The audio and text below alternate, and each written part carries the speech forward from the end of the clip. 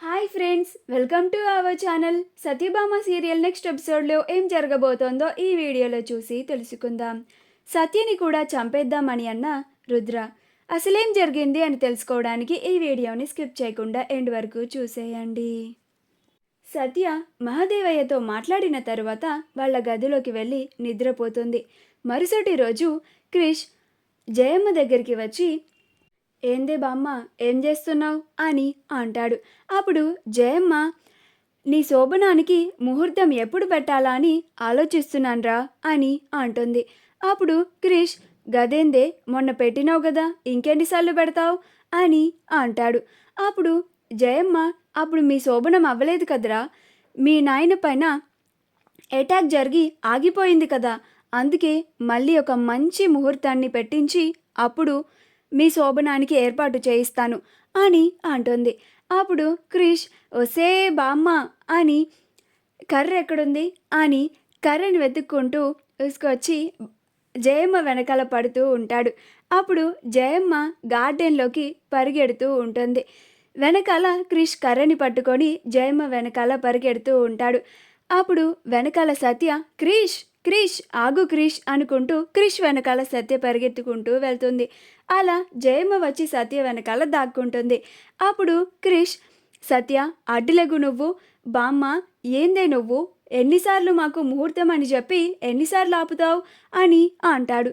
అప్పుడు జయమ్మ, లేదు, పోయినసారి ముహూర్తం కూడా మీకు పని చేయలేదు, ఈసారి గట్టి ముహూర్తం పెట్టిస్తానురా అని అంటుంది. అప్పుడు క్రిష్ దానికి అస్సలు ఒప్పుకోడు. ముందు నువ్వు ముహూర్తంతో పని లేదు అని చెప్పు, అప్పుడే నిన్ను వదిలేస్తాను, లేదంటే అని అంటాడు. అప్పుడు సత్య, క్రిష్ ఆగు క్రిష్ అని అంటుంది. అప్పుడు జయమ్మ, సరే సరే, ముహూర్తం ఏమీ పెట్టించనులే, మీ సంగతి మీరు చూసుకోండి అని అంటుంది. అప్పుడు క్రిష్, గది అదన్నం మంచిగున్నది అని తన చేతిలో ఉన్న కర్రని కింద పడేస్తాడు. ఇదంతా పైనుంచి మహాదేవయ్య, రుద్ర ఇద్దరు చూస్తూ ఉంటారు. రుద్ర సత్య హ్యాపీగా ఉండడం చూసి, చూసినావా బాపు, నన్ను ఇరికించడానికి అంత ప్లాన్ వేసి ఎంత సంతోషంగా ఉందో అని అంటాడు.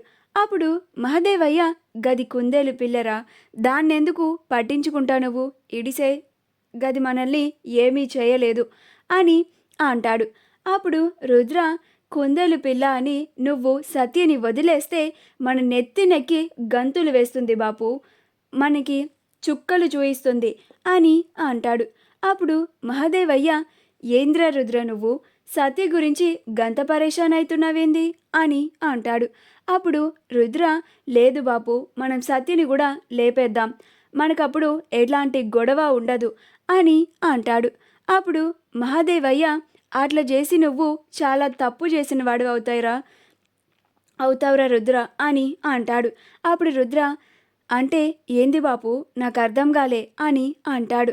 అప్పుడు మహాదేవయ్య, ముందు ముందు ఫ్యూచర్లో మన నిజస్వరూపం తెలిసి క్రిష్ మనకి ఎదురు తిరిగే అవకాశం ఉంది.